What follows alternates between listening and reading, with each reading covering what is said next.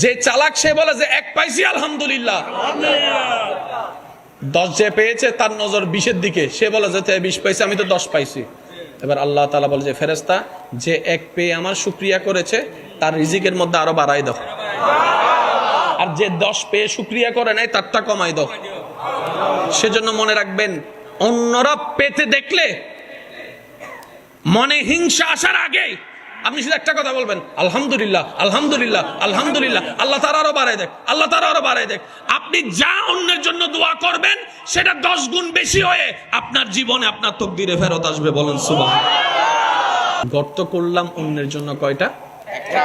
আমার জন্য গর্ত তৈরি হয়েছে কয়টা? তাহলে আমি যদি 3টা গর্ত থেকে বাঁচতে চাই, আমার উচিত ওই একটা গর্ত না করলেও এটা বরাট করে দেওয়া। কথা বলেন ঠিক কিনা? কারণ মনে রাখবেন, বান্দা যখন বান্দার সাথে লাগে, আশা করি আমার কথাটা আপনারা নেওয়ার চেষ্টা করবেন।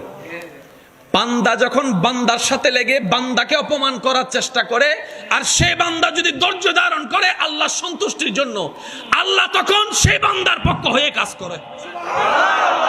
আর আল্লাহ যখন মজলুমের পক্ষ হয়ে যায়, আল্লাহ যখন অপমানিতর পক্ষ হয়ে যায়, তাকে অপমানিত করার সাধ্য এই সৃষ্টি জগতে কারোই নেই। ওয়া তুইজ্জু মান তাশা ওয়া তুযিল্লু মান তাশা। চিৎকার দিয়ে বলেন সুবহানাল্লাহ। আল্লাহর নিয়ামত পাওয়ার সবচেয়ে বড় মাধ্যম কি জানেন? জীবনে যাই আসুক, আলহামদুলিল্লাহ।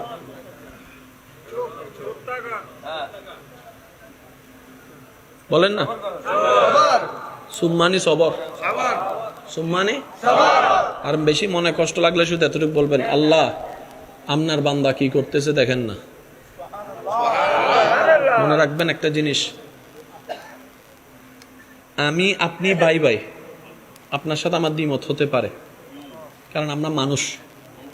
কিন্তু আমার সাথে আপনার আরেকটা সম্পর্ক আছে, সেটা হচ্ছে আপনি আমার আল্লাহর বান্দা, আবার আমিও আপনার আল্লাহর বান্দা। তাহলে আপনার আমার ভাই ভাইয়ের সম্পর্কের বাইরেও আরেকটা সম্পর্ক আছে, সেটা কি? রবের বান্দা হিসেবে সম্পর্ক।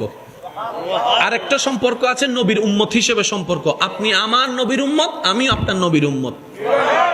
তাহলে সম্পর্ক কি কমতেছে না বাড়তেছে? এবার আমি আপনাকে ল্যাং মারলাম, আপনি চুপ করে রইলেন, এই ল্যাং মারাটা দেখেছে কে? একটু জোরে বলেন। আপনার চুপ করে থাকাটা দেখেছে কে? এবার আপনার ভিতরে কি চলছে শুনছে কে? এবার আপনার ভিতরে এসে শয়তান এসে বলছে, তোর কি শক্তি কম আছে, ল্যাং তুই একটা মেরে দে না। তোর কি ক্ষমতা কম আছে, ধাক্কা একটা তুই মেরে দে না। আরে তুই যদি চুপ করে বসে থাকিস, সবাই তো তোকে দুর্বল ভাববে, সবাই তো তোকে অক্ষম ভাববে, সবাই তো তোকে পরাজিত ভাববে। আরে চুপ করে বসে আসিস কেন? একটা গুসার বিপক্ষে 10টা মার, 10 জনকে ফোন করে ডাক, তাকে উড়াই ফেল, তাকে ফাটাই ফেল। আপনার মনের সেই কথাগুলা আপনার রব শুনছে। আর আপনি কি করলেন? ওই শয়তানের রাগটাকে কন্ট্রোল করার জন্য আপনি বললেন, আলহামদুলিল্লাহ, আমি আমার আল্লাহর দিকে তাকাই, আমার আল্লাহর বান্দাকে মাফ করে দিলাম। সুবহানাল্লাহ। এই যে হাজার রাগের ভিতরে আপনি আল্লাহর দিকে তাকাই রাগটা কন্ট্রোল করে যে মাফ করে দিয়েছেন, আপনার বেনিফিটটা, আপনার লাভটা দেখেন। প্রথমত লাভ, আল্লাহর দিকে তাকাই আপনি রাগ না করে মাফ করে দিলেন, আল্লাহ খুশি হয়ে আপনাকে মাফ করে দিবেন।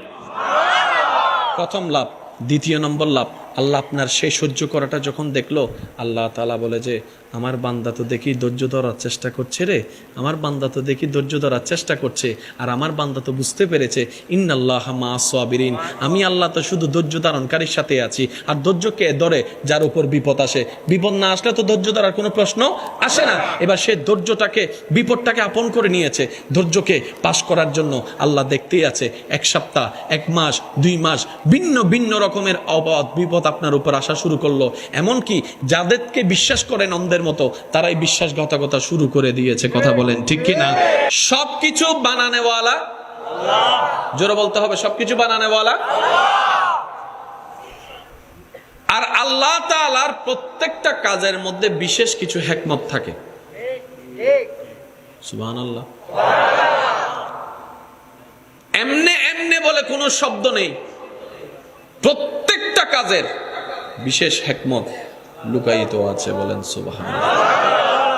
আমরা জানার মতো জানি না, বুঝার মতো বুঝি না, কারণ জ্ঞান সেইটুকু আমাদের কারো কাছে। যেমন একটা ছোট্ট কথা বললে এখন আপনারা বুঝতে পারবেন। আপনাদের এলাকায় অনেক শুনেছেন মায়ের পেটে বাচ্চা মারা গেছে, আবার অনেক সময় ডেলিভারির সময় মারা গেছে, আবার অনেক সময় আসার পরে মারা গেছে, আবার অনেক সময় 4-5 বছরও বাচ্চা মারা, কিন্তু আমরা জিন্দা আছি।